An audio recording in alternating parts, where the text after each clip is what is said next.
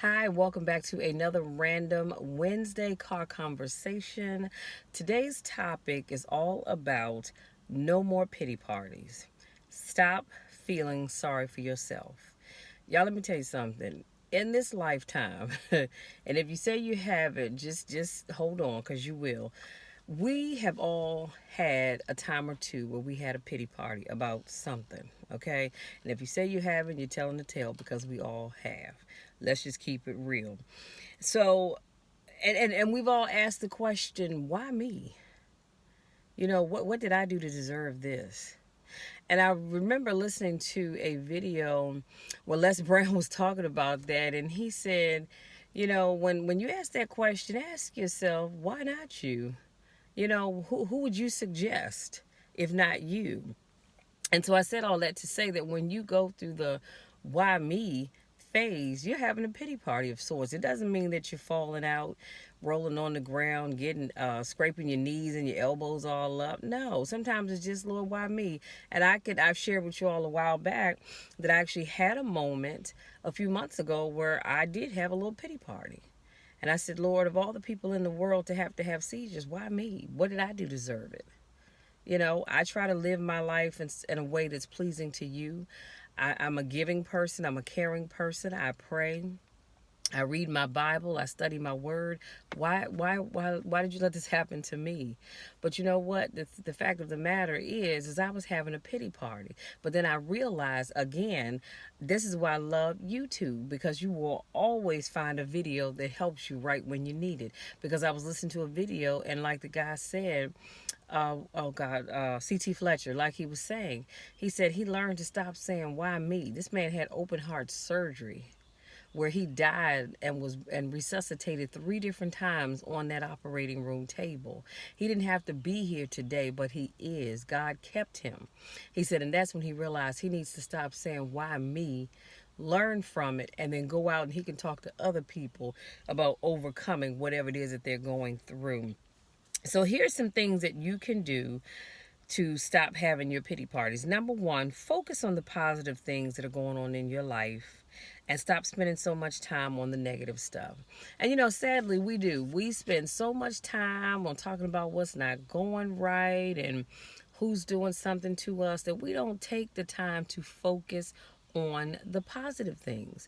Okay, so your kids are acting like plum fools, and some people do have kids that act that way. But then you can stop and say, but you know what? I'm not going to complain, because God continues to watch over them. God continues to keep them, even though they think they know more than I do and I've lived longer than them. But you see what I'm saying? So you got to take the good with the bad. You acknowledge, what's going on in whatever area of your life that you may be having issues, but then you put that to the side and you focus on the good stuff that's going on. Okay. Number two, write it down.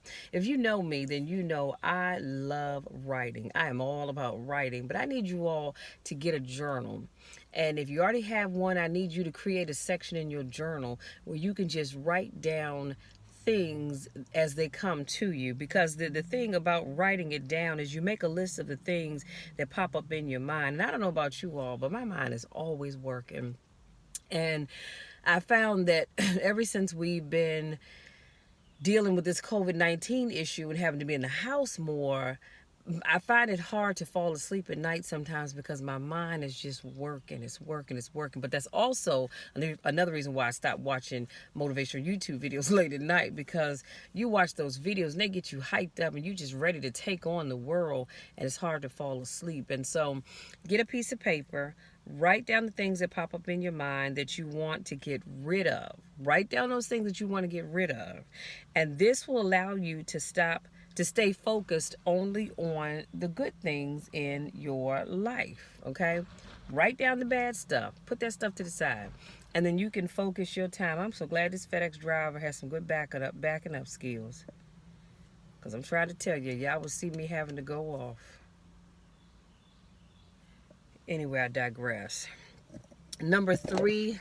All right. See, here we go with the falling down on the tripod. Hold on. Number three.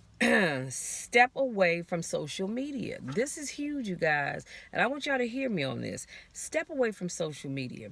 We all love it, but sometimes to step away, and we need to step away and be reminded of the things that we want to forget.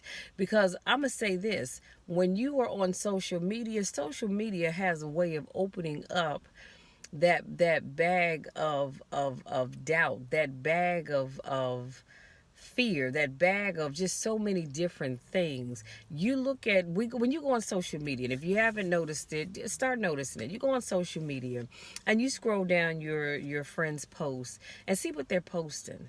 Some of them, not maybe not right now because of the situation that we're in, but last year even they're posting how they were on these great vacations. They are celebrating marriages, they're celebrating birthdays, they're celebrating new jobs, they're going out to wine tastings, they're going out to cheese tastings, grass cuttings, whatever it is that they're doing. And they put this on social media and you go, wow, my life is so boring. I don't go anywhere, I don't do anything, because maybe you don't have the money to do it, or you don't have a car. It could be that, or maybe you don't have friends to hang out with. But as you go on social media, you're constantly looking at what other people are doing and you start to compare their lives to your lives. But let me remind you of something. People only show you what they want you to see. The stuff that people aren't showing you, trust and believe, they don't ever want you to see it nor find out about it. So they're only going to put the good stuff out there. Now, you have some people that just put all their business out there on social media, and that's what you choose to do, roll with that. But I choose not to.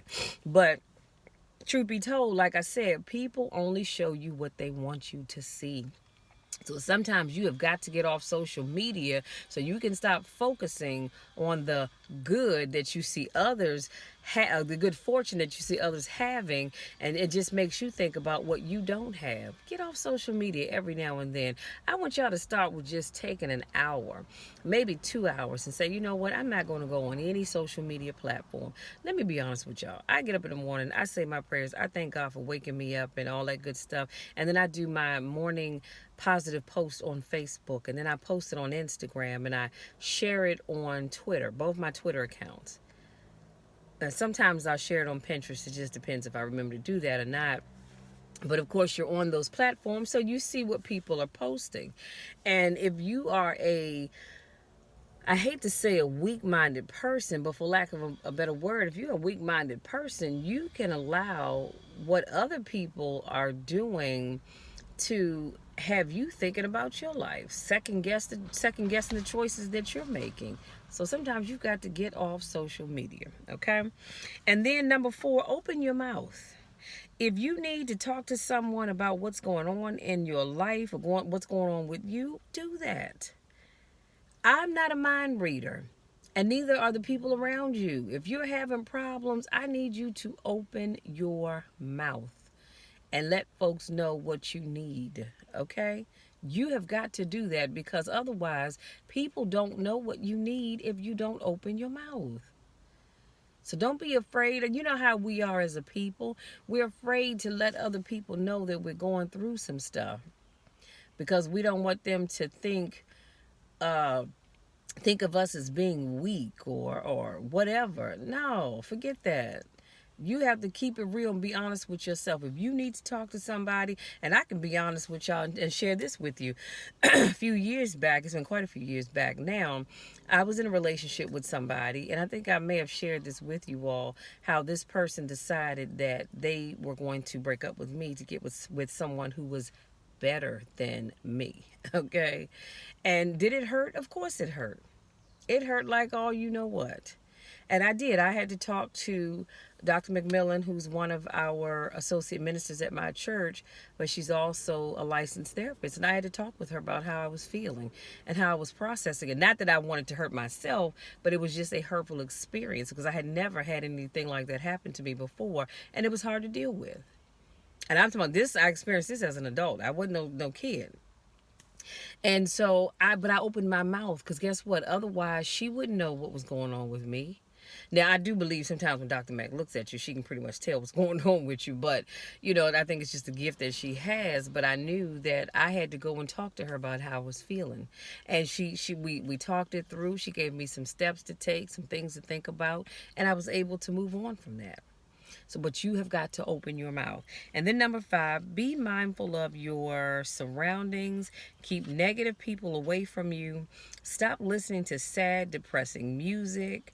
All of these things make you stay in a funky mood and uh, become useless and ineffective. Okay, so you've got to keep the negative people away from you, cut off that sad sack music, cut off anything that's going to have you thinking about your situation, anything that brings your mood down, anything that does not lift you up. You need to cut it off. Okay, because I'm just saying that's serving you no purpose at all. Okay. So let's do a quick recap, and I promise I'm going to let you be. So today we talked about not having any more pity parties. We're going to cut those off. We're going to cut them off going forward. And if you find that you catch yourself, because you will catch yourself, if you catch yourself getting into that funky mood, that little funky area, or the gray areas we like to call it, and you want to start having a pity party, that's when you say, hold up, stop, stop, stop. Michelle, what are you doing? Your name may not be Michelle, but whatever your name is, you ask yourself, what are you doing? Stop it right here. You cut it off. Cut it off. We're not going down that road. Cut it off. So, number 1, I said focus on the positive things that are going on in your life and stop thinking so much about the negative stuff.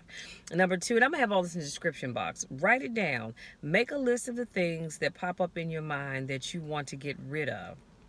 This will allow you to stay focused on the good stuff only. Number 3, I said step away from social media, because we all love it, but sometimes to step away helps to, but sometimes to step away, but we need to step away and be reminded of the things that we want to forget. And that probably just messed that all up because my handwriting's not the best. But you get where I'm going with that. Sometimes you have to cut social media off so you can cut out that negative stuff. Or stop worrying about what other people are doing, which causes you to stay in that funky little area. Number 4, open your mouth. If you need help, you have got to open your mouth and ask for it, because people are not mind readers. And even as I say that, I thought about Phyllis Hyman, because I heard one of her songs the other day. And I thought about Phyllis Hyman. She's a perfect example of how the people around her had no idea that this woman was hurting so bad inside. And then she ended up taking her life, as you all know, a few years back. But had she opened her mouth and talked to people, folks could have helped her. But see, people can't help you if they don't know you have a need. And I'm pretty sure that was very helpful for her. That was very hurtful for her friends, because I believe it was Gladys Knight, if I'm not mistaken, that said she had just talked to her a few days earlier, and they were laughing and talking as they always had, and she had no idea that this woman was hurting that bad and even thinking about taking her own life. So open your mouth and talk to people. And then number 5, be mindful of your surroundings. Keep the negativity out of your life to the extent possible. I know that sometimes it's hard to do, but you can do it. Okay? You just have to work hard at it. That's all. So that's all I have, you guys. I just want to say thank you so much for giving me a little bit of your time. Thank you so much to all of my newest subscribers. Y'all may have to go across the street and help my neighbor out, because he's trying to jack this trailer up and put it underneath this center block, and I don't want him to hurt himself. So I got to go lend my muscle. But let me finish up what I was saying. I'm going to let y'all be. Thank you so much to my new subscribers. Thank you so much to those who continue to support me in all that I do. I love you guys to the moon and back. And y'all know the drill. There's nothing you can do about it. Absolutely nothing at all. Because I'm going to love you no matter what. I'm going to love you in spite of you. And I'm going to love you when nobody else even likes you. Until next time, take care.